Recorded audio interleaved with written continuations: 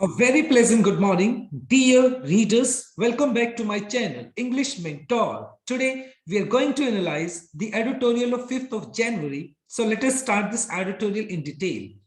The title of this editorial is Transition in Peril. Transition in Peril का जो meaning है, change in crisis. Transition का मतलब हो गया चेंज और पेरिल का मतलब हो गया क्राइसिस. मतलब जो परिवर्तन है वो संकट में है. यानी सूडान के अंदर एक ऐसी स्थिति बनी हुई है जो कि संकट की स्थिति हो गई है, क्योंकि वहां के जो प्राइम मिनिस्टर है उन्होंने रेजिग्नेशन दे दिया है, जिसकी वजह से सूडान के अंदर स्थिति है वो बहुत ज्यादा क्रिटिकल हो चुकी है. On military crackdown.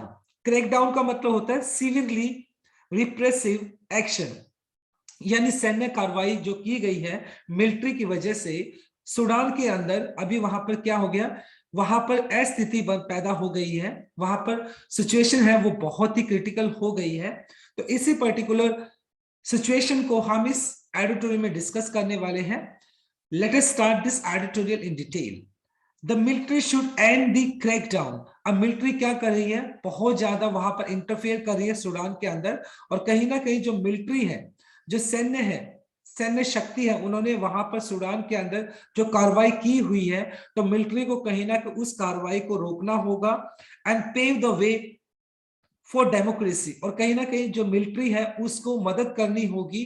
पेव का मतलब है क्रिएट करना, द वे रास्ता फॉर डेमोक्रेसी. और मिलिट्री को इस बात के लिए मदद करनी होगी कहीं ना कहीं, जिससे कि सूडान के अंदर एक लोकतांत्रिक सरकार बन सके. The resignation of Sudan civilian prime minister Abdullah हैमदौक.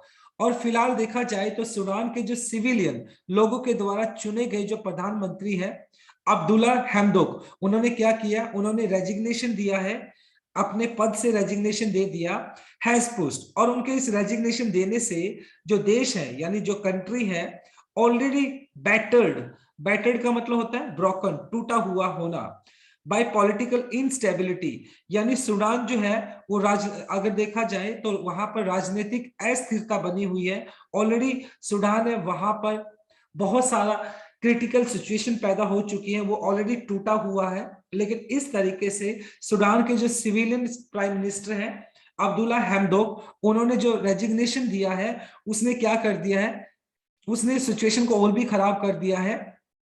Anti military protest. और सूडान के अंदर जो सेना है वो अक्सर अपना इंटरफेरेंस करती रहती है, जिसकी वजह से उनके अगेंस्ट प्रोटेस्ट, विरोध चलते रहते हैं. वायलेंस, हिंसा की घटनाएं वहां पर होती रहती है. Into further chaos. क्योस का मतलब है मिसमैनेज्ड, अव्यवस्था. और कहीं ना कहीं ये जो वहां के जो प्राइम मिनिस्टर हैं अब्दुल्ला हैमदौक, उन्होंने जो रेजिग्नेशन दिया है तो इसने स्थिति को और भी ज्यादा खराब कर दिया है, स्थिति को और भी ज्यादा अव्यवस्थित कर दिया है. Mister Hamdok who was ousted का मतलब डिस्प्लेस कर देना, अपने पद से हटा देना, इन अ मिलिट्री कॉप. कॉप का मतलब होता है तख्ता पलट करना, टेक ओवर करना. तो अक्टूबर के अंदर जो सेना थी उसने क्या किया, मिस्टर हैमदौक को उसकी पोजीशन से हटा दिया, उनका तख्ता पलट करके उनको प्रधानमंत्री के पद से हटा दिया गया था. एंड देन रीइंस्टेट का मतलब होता है रिज्यूम करना, रिस्टोर करना, पुनः बहाल कर देना, as part of an agreement. और एक एग्रीमेंट के तहत अक्टूबर में तो उनको क्या किया था, उनको डिस्प्लेस कर दिया गया था, उनको उसकी पोजीशन से हटा दिया गया था, क्योंकि वहां पर जो सेना ने तख्ता पलट किया था उस तख्ता पलट के तहत उनको उस पोजीशन से हटा दिया गया था. और बाद में एक एग्रीमेंट के तहत उनको दोबारा से क्या बना दिया गया, दोबारा से उनको प्राइम मिनिस्टर बना दिया गया.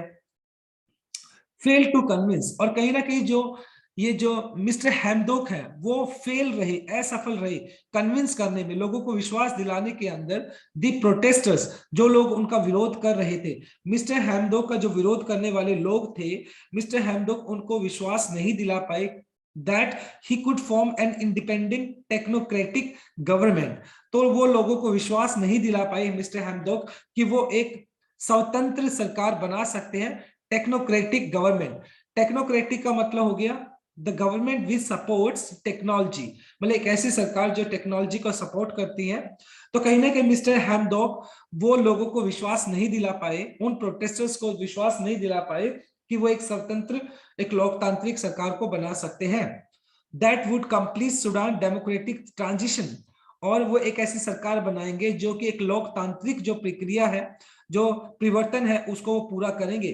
कहीं ना कहीं मिस्टर जो हैम्डोक है वो भी लोगों को विश्वास नहीं दिला पाए कि वो एक स्वतंत्र लोकतांत्रिक सरकार को बना सकते हैं। तो यहाँ पर दो तरह की प्रॉब्लम क्रिएट हो रही है। एक तो जो मिलिट्री है वो बहुत ज्यादा इंटरफेरेंस करती है, at the same time mister Hamdok जो कि लोगों को विश्वास नहीं दिला पाए कि वहां पर एक लोकतांत्रिक सरकार का क्या किया जा सकता, गठन किया जा सकता है, एक लोकतांत्रिक सरकार बनाई जा सकती है। तो मिस्टर हैम्डोक भी विश्वास नहीं दिला पाए। एज वायलेंट क्लैशेस कंटिन्यूड, और देखा जाए तो सूडान के अंदर जो हिंसक जो घटनाएं हैं, क्लैशेस का मतलब वो भिड़ंत हो गई, कंटिन्यूड लगातार बनी हुई है। तो ये जो हिंसक घटनाएं हैं सूडान के अंदर वो लगातार बनी हुई है। Mister Hamdok who was called as a traitor, और कहीं ना कहीं मिस्टर जो हैम्डोक है उनको क्या बोला गया, ट्रेटर बोला गया, उनको गद्दार कहा गया बाय द प्रोटेस्टर्स। प्रोटेस्टर जो विरोध करने वाले जो मिस्टर हैम्डोक के अगेंस्ट है, उन्होंने उनको गद्दार तक बोला। was left with no option but to go, और इस वजह से मिस्टर हैम्डोक के पास कोई दूसरा ऑप्शन नहीं था, जिसकी वजह से उनको क्या करना पड़ा, अपने उस पद से रेजिग्नेशन देना पड़ा, क्योंकि उनके पास कोई दूसरा ऑप्शन नहीं था। तो उन्होंने जो वो प्राइम मिनिस्टर के पद पे थे उस पद से उन्होंने रेजिग्नेशन दे दिया।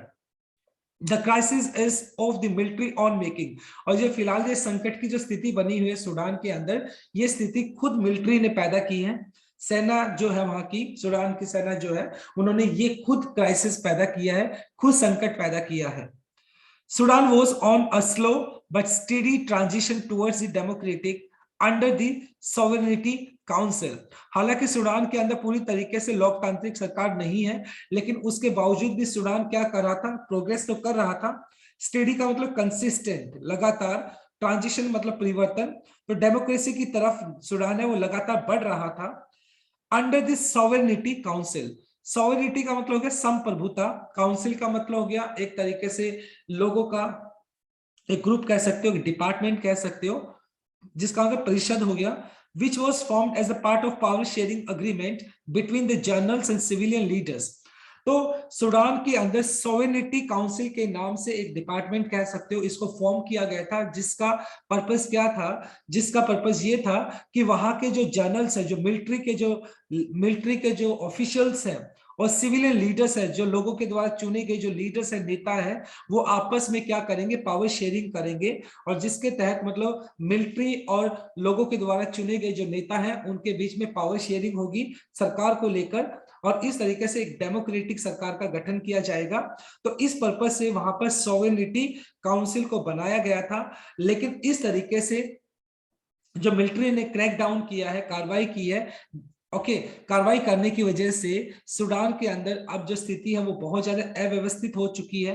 एट द सेम टाइम जो प्रोटेस्टर्स हैं उन्होंने मतलब फोर्स करके कहीं ना कहीं जो प्राइम मिनिस्टर है अब्दुल्ला हैम्डोक, उनको एक तरीके से फोर्स किया है कि वो अपने पोजीशन से रिजाइन करें, और इस बात को देखते हुए वहां के जो प्राइम मिनिस्टर है उन्होंने अपनी पोजीशन से रिजाइन कर दिया। और फिलहाल देखा जाए तो सूडान की जो स्थिति है वो बहुत ज्यादा क्रिटिकल है। लोकतांत्रिक सरकार वहां पर जो बननी चाहिए थी वो बन नहीं पाई है, तो सारी की सारी सिचुएशन बहुत ज्यादा क्रिटिकल हो चुकी है। So this is our very first slide. Now let us discuss the grammar concept. देखो, शुड आपका मॉडल वर्ब हो गया, और उसके बाद आपने एंड यूज कर दिया। जनरली मॉडल वर्ब अपने साथ V1 लेकर चलता है। was ousted, B plus third form आपने यूज कर लिया, जो कि आपका पैसिव स्ट्रक्चर है, पास्ट इंडेफिनाइट। आउस्टेड का मतलब होता है डिस्प्लेस करना, किसी को निकाल देना, किसी को पोजीशन से हटा देना। कुड आपका मॉडल वर्ब हो गया, उसके बाद आपने फिर V1 यूज किया है जो कि आपका बेस फॉर्म है। और बिटवीन आप दो लोगों के बीच या दो चीजों के बीच में यूज कर लेते हैं। अमंग होता है दो से ज्यादा के लिए। Now let us move on to a second slide.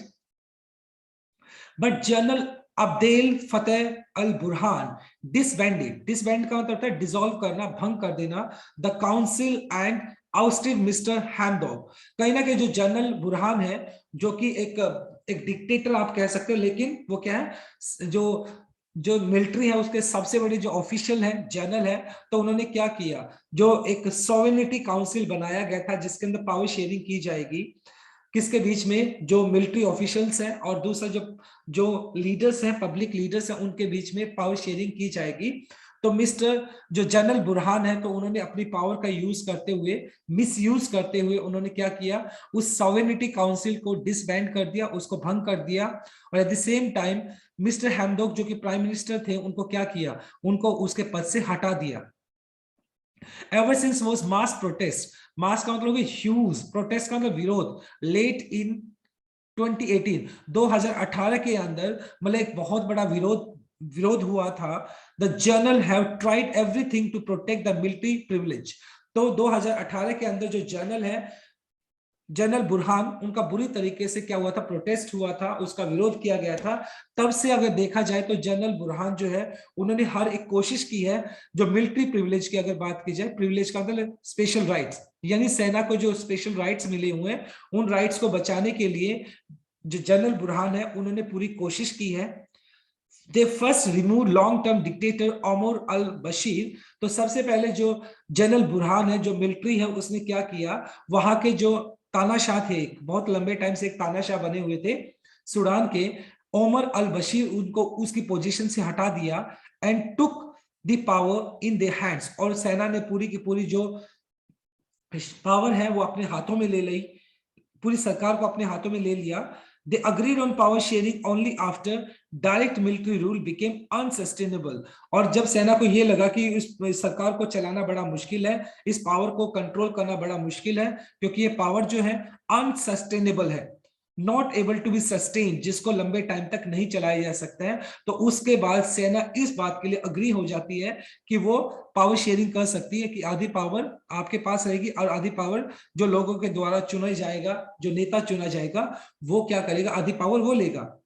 And when the civilian leaders were consolidating power, और जिस वक्त जो लोगों के द्वारा चुने गए जो नेता है, वो अपनी पावर को, कंसोलिडेटिंग का मतलब स्ट्रेंथन करना, मजबूत करना, जब अपनी पावर को मजबूत कर रहे थे, the military struck again through the coup. और उसी वक्त मिलिट्री ने क्या किया, अगेन थ्रू द कॉप, उनका तख्ता पलट कर दिया। बट वेयर दे इरेड का मतलब हो गया, जो जनरल्स थे, मिलिट्री जो मिलिट्री ऑफिसर्स थे, उन्होंने क्या मिस्टेक की, committed mistake was in miscalculating the will of the protesters। और कहीं ना कहीं मिलिट्री की ये मिस्टेक रही कि जो मिलिट्री ने क्या किया, मिलिट्री ने तख्ता पलट कर दिया कहीं ना कहीं, और मिलिट्री ने इस बात के लिए बिल्कुल भी कैलकुलेशन नहीं की, इस बात को जानने की कोशिश नहीं की कि जो प्रोटेस्टर्स हैं, जो विरोध करने वाले लोग हैं, उनकी इच्छा क्या है, उनकी विश क्या है, और उनके विश जाने बिना ही मिलिट्री ने क्या किया, वहां पर कॉप कर दिया। कॉप का मतलब तख्ता पलट कर दिया, और लोगों की जो विश थी उसको जानने की कोशिश ही नहीं की। The military now has power, हालांकि सूडान के अंदर जो पावर है वो मिलिट्री के पास है, but is in a difficult situation. लेकिन ये जो मिलिट्री के पास जो सिचुएशन, मिलिट्री के पास जो पावर है, वो फिलहाल एक अच्छी सिचुएशन के अंदर नहीं है। When general Burhan reinstated, reinstate का मतलब होता है बहाल करना, रिस्टोर करना, मिस्टर हैमडॉक, सेंस का मतलब था विदाउट सॉवरेनिटी काउंसिल, और जब मिस्टर बुरहान ने सॉवरेनिटी काउंसिल के बिना ही उनको बहाल करने की कोशिश की, उनको दोबारा से अपने पद को देने की कोशिश की, किनको, मिस्टर हैमडॉक को, पहले तो उन्होंने उनको हटा दिया था, बाद में उनको प्रधानमंत्री के पद पर दोबारा लाने की कोशिश की। और रूल तो ये बोलता है कि अगर वो दोबारा मिस्टर हैमडॉक को पद पे लाना चाहते हैं तो सॉवरेनिटी काउंसिल के तहत ही वो ला सकते थे, लेकिन मिस्टर बुरहान ने अपनी पावर का मिसयूज करते हुए उन्होंने क्या किया, सॉवरेनिटी काउंसिल का भी यूज नहीं किया, और मिस्टर बुरहान ने क्या किया, मिस्टर हैमडॉक को दोबारा से रिस्टोर कर दिया एज ए प्राइम मिनिस्टर, दोबारा से उनको उनके पद पर लाने की कोशिश की। आफ्टर द कॉप का मतलब तख्ता पलटने के बाद, he may have calculated the military could exercise greater control over the civilian government। और इस चीज ने कि उन्होंने सॉवरेनिटी काउंसिल का भी अग्रीमेंट लेने की कोशिश नहीं की, पहले तो उन्हें अपनी मर्जी से मिस्टर जनरल बुरहान ने मिस्टर हैमडॉक को उसके पद से हटा दिया, और बाद में सॉवरेनिटी काउंसिल की ही अग्रीमेंट के बिना ही उनको दोबारा से उस पद पे लाने की कोशिश की। तो ये चीज दिखाता है कहीं ना कहीं मिस्टर जो जनरल बुरहान है, उनको ऐसा लगा कि पूरी की पूरी जो गवर्नेंस है उनके हाथों में है, वो क्या कर सकते हैं, जब चाहे किसी को अपॉइंट कर सकते हैं, वो जब चाहे किसी को हटा सकते हैं, और पूरा का पूरा ये पावर जो है, कंट्रोल जो है, किसके पास है, मिलिट्री के पास है। एंड ट्रांजिशन प्रोसेस का मतलब हो गया चेंजिंग प्रोसेस, यानी उनको लगता है कि कहीं ना कहीं ये पूरा का पूरा प्रोसेस है जो सूडान का, वो उनके हाथों में है, विच इंक्लूड इलेक्शंस। और जिनको ऐसा लगा कि मान लो जो इलेक्शंस है वो भी किसके हाथ में है, वो भी जनरल बुरहान को लगा कि वो उसके खुद के हाथों में है। तो उनको लगता है कि जो मिलिट्री जो पावर है वहां पर बहुत स्ट्रॉन्ग पावर है और पूरी की पूरी मिलिट्री ही वहां पे डिक्टेट करती है। तो उनको ऐसा लगा कि वो जब चाहे किसी को लगा सकते हैं, जब चाहे वो किसी को हटा सकते हैं, और पूरा का पूरा जो गवर्नेंस है सूडान का वो जनरल बुरहान के हाथों में है। बट मिस्टर हैमडोक रेजिग्नेशन, लेकिन अभी फिलहाल देखा जाए तो मिस्टर हैमडोक ने क्या किया है, अपने पद से रेजिग्नेशन दे दिया है। This plan seems to have collapsed, और ये जो प्लान है उनका, किनका, जनरल बुरहान का जो प्लान है वो कहीं ना कहीं कोलैप्स होता हुआ दिखाई पड़ रहा है, ढहता हुआ दिखाई पड़ रहा है, क्योंकि उन्होंने पहले उनको हटा दिया था, बाद में उनको रिस्टोर कर दिया था। लेकिन अभी फिलहाल देखा जाए तो मिस्टर हैमडोक ने क्या किया है, उन्होंने अपने पद से रेजिग्नेशन दे दिया है, क्योंकि बहुत सारे जो प्रोटेस्टर्स हैं वो विरोध कर रहे हैं मिस्टर हैमडोक का, क्योंकि मिस्टर हैमडोक मतलब कन्विंस नहीं कर पाए प्रोटेस्टर्स को एक स्वतंत्र लोकतांत्रिक सरकार बनाने के जो विश्वास दिलाया था उन्होंने, वो उस विश्वास को पूरा नहीं कर पाए। तो इस वजह से जो प्रोटेस्टर्स हैं मिस्टर हैमडोक का विरोध कर रहे हैं, जिसकी वजह से उनको रेजिग्नेशन देना पड़ा। डायरेक्ट टेक ओवर, तख्ता पलट करना of the government by the military would be extremely unpopular. अभी फिलहाल देखा जाए तो वहां पर कोई प्राइम मिनिस्टर नहीं है सूडान के अंदर, और अगर सीधा गवर्नमेंट को टेक ओवर कर लेती है मिलिट्री तो ये अच्छी बात नहीं होगी। Finding a legitimate prime minister, legitimate का मतलब होता है लीगल, कानूनी तौर पर prime minister would be not easy इधर। पहली बात तो अगर मतलब मिलिट्री पूरा टेक ओवर कर लेगी, अभी फिलहाल टेक ओवर करने की बात करेगी, तो डेफिनेटली सी बात है ये अनपॉपुलर बात होगी, ये अच्छी बात नहीं होगी सूडान के लिए। और एट द सेम टाइम अगर मिलिट्री इस बात की कोशिश करती है कि वहां पर कोई लेजिटिमेट एक लीगल प्राइम मिनिस्टर को अपॉइंट किया जाए, तो इतना आसान काम नहीं है किसी प्राइम मिनिस्टर को अपॉइंट करना भी। तो ये कहीं ना कहीं जो सूडान के लिए एक बहुत क्रिटिकल सिचुएशन बनी हुई है। So this is our second slide, let us discuss the grammar concept. देखो डिसबैंडेड का मतलब, डिसबैंडेड आपका V2 हो गया जो कि पास्ट इंडेफिनाइट है, जिसका मतलब होता है डिसॉल्व, भंग करना। वर कंसोलिडेटिंग, वैसे कंसोलिडेट का मतलब होता है मजबूती देना, ये हो गया आपका पास्ट कंटिन्यूअस हो गया। मे हैव कैलकुलेटेड, ऐसा हुआ होगा, जब आप पास्ट के अंदर कोई इमेजिनेशन करते हो कि कल्पना करते हैं ऐसा हुआ होगा, तो वहां पे may have plus third form आप यूज कर लेते हो।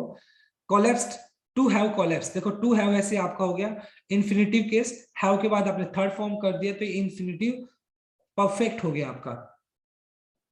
Now let us move on to a last slide. According to the constitutional declaration of 2019, 2019 के अंदर जो संवैधानिक जो घोषणा हुई थी उसके अनुसार the prime minister should be selected by a legislative council. मतलब 2019 के अंदर जो एक संवैधानिक घोषणा हुई थी उसके तहत क्या था कि अगर प्राइम मिनिस्टर को चुना जाएगा सूडान के अंदर, तो लेजिस्लेटिव जो काउंसिल है उसके द्वारा उसको चुना जाएगा। लेजिस्लेटिव काउंसिल मतलब विधान जो परिषद है वो प्राइम मिनिस्टर को चुनेगी। एंड देन इंडोर्स्ड, इंडोर्स का मतलब होता है सपोर्ट करना, बाय द सॉवरेनिटी काउंसिल। तो सूडान के अंदर जो एक प्राइम मिनिस्टर को चुनने की जो प्रक्रिया थी वो क्या थी, सबसे पहले जो लेजिस्लेटिव काउंसिल है वो क्या करेगी, प्राइम मिनिस्टर को चुनेगी, और उसके बाद जो सॉवरेनिटी काउंसिल है जिसके तहत मतलब पावर शेयरिंग की बात की जाएगी कि कितना पावर मिलिट्री के पास रहेगा, कितना पावर प्राइम मिनिस्टर के पास रहेगा, तो सॉवरेनिटी काउंसिल उसको इंडोर्स करेगी, उसको सपोर्ट करेगी। ये एक प्रक्रिया है जिसके तहत सूडान के अंदर किसी भी प्राइम मिनिस्टर को चुना जाता है।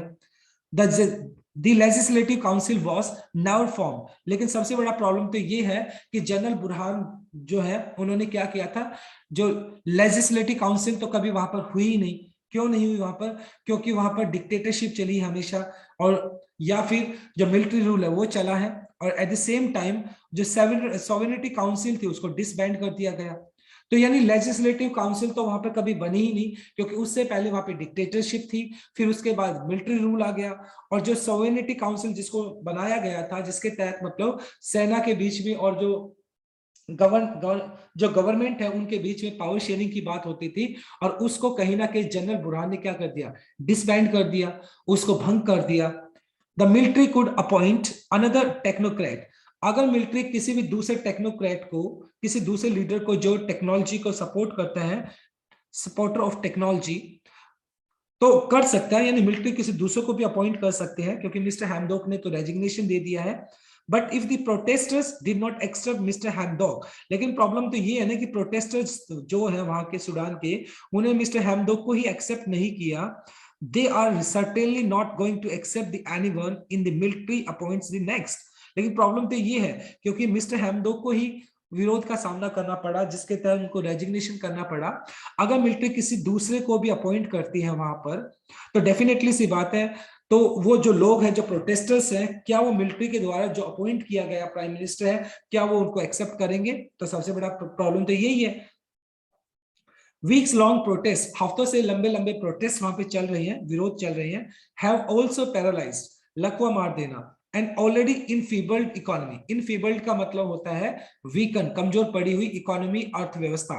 तो कहीं ना कहीं मतलब जो सूडान है उसकी जो अर्थव्यवस्था है वो ऑलरेडी बहुत कमजोर है, और इस तरह की क्राइसिस की वजह से वो और भी ज्यादा पैरालाइज हो चुकी है, उसको और भी ज्यादा लकवा मार चुका है, यानी सिचुएशन और भी ज्यादा खराब हो चुकी है। इन्फ्लेशन, महंगाई हो गया है, सोर, सोर का मतलब ऊंचाई को छूना, टू ओवर 400%, और जो महंगाई है 400% तक बढ़ गई है सूडान के अंदर। The UN says, United Nations says at least 1/3 of the country, nearly 43 million people will need a humanitarian assistance। humanitarian का मतलब हो गया गुड डूअर, यानी कल्याण कार्य की बात की जाए तो अगर इस तरह की सिचुएशन रही तो सूडान के अंदर 43 मिलियन लोग हैं, उसका 1/3, 43 मिलियन का जो 1/3 है, यानी 13 मिलियन के आसपास जो लोग हैं, उनको क्या चाहिए होगा? ह्यूमैनिटेरियन असिस्टेंस चाहिए होगी। लोग यानी उनको मदद की जरूरत होगी, क्योंकि इन्फ्लेशन है वो 400% तक बढ़ चुका है, इकोनॉमी है वो ऑलरेडी कोलैप्स हो चुकी है। तो इस तरह की सिचुएशन में 13 मिलियन के पास ऐसे लोग होंगे जो कि जिनकी सिचुएशन बहुत क्रिटिकल होगी, और उनको कहीं ना कहीं ह्यूमन असिस्टेंस की जरूरत होगी, उनको मदद करनी होगी।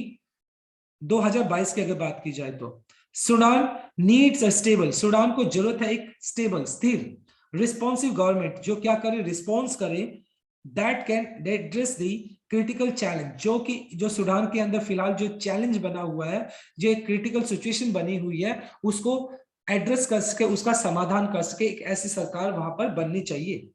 The military has the moral and political responsibility, और जहां तक सेना की बात की जाए तो उनकी ये नैतिक और राजनीतिक जिम्मेवारी बनती है टू रिजॉल्व द क्राइसिस, जिससे कि वो क्या करे, ये संकट बना हुआ है सूडान के अंदर, उसका प्रॉपर समाधान करे, ये मिलिट्री की भी रिस्पॉन्सिबिलिटी है।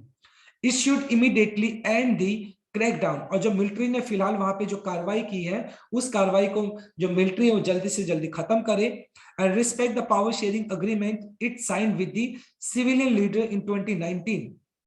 और 2019 के अंदर जो सोवेनिटी काउंसिल के तहत एक अग्रीमेंट डिसाइड हुआ था, जिसके अंदर मिलिट्री और जो लीडर है उनके बीच में पावर शेयरिंग होगी, तो उस अग्रीमेंट के तहत जो साइन किया था मिलिट्री ने, उसका मिलिट्री को रिस्पेक्ट करना चाहिए।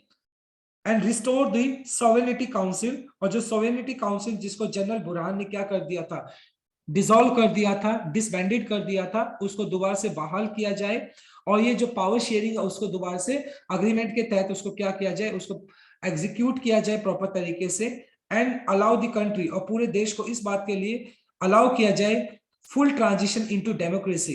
और ये कोशिश करनी चाहिए कि फिलहाल वहां पर जो सिचुएशन, क्रिटिकल सिचुएशन बनी हुई है, एक ऐसी प्रक्रिया लाई जाए जिससे कि डेमोक्रेटिक सरकार का वहां पर गठन हो सके, एक डेमोक्रेटिक सरकार को वहां पर बनाया जा सके, और सूडान को दोबारा से सही ट्रैक पे लाया जा सके। तो कहीं ना कहीं ये जो है वो सेना की जो मिलिट्री है उसकी बहुत बड़ी रिस्पॉन्सिबिलिटी बनती है, एट द सेम टाइम जो लीडर है वहां के, उनकी भी बहुत बड़ी रिस्पॉन्सिबिलिटी बनती है, और जो प्रोटेस्टर्स हैं, जो प्रोटेस्ट कर रहे हैं, उनकी भी रिस्पॉन्सिबिलिटी बनती है कि वो इस तरह के डिस्प्यूट क्रिएट ना करे। और अगर ये सारे के सारे फैक्टर्स एक साथ मिलकर काम करेंगे, so it can be expected to have a democratic government in Sudan.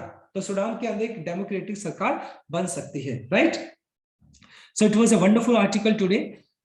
Now let us discuss the grammar concept of this slide. देखो, शुड बी, शुड वैसे मॉडल वर्ब हो गया, उसके बाद B plus third form use कर दिया आपने, जो कि पैसिव स्ट्रक्चर हो गया आपका। डिड नॉट एक्सेप्ट, ये आपका हो गया पास्ट इंडेफिनाइट, डिड नॉट के बाद आपने V1 यूज कर लिया। इकोनॉमी आपका नाउन हो गया, तो इनफीबल्ड आपका हो गया V3 जो कि पास्ट पार्टिसिपल एडजेक्टिव है आपका। टू रिजॉल्व 2 + V1 आपने यूज कर लिया जो कि आपका इन्फिनिटिव केस है, right. So my dear readers, this is all about from this article. Thanks for watching this video. Please do like, share, comment and subscribe to my channel. So tomorrow I'll continue with another article. Till then, bye bye, take care and have a nice day.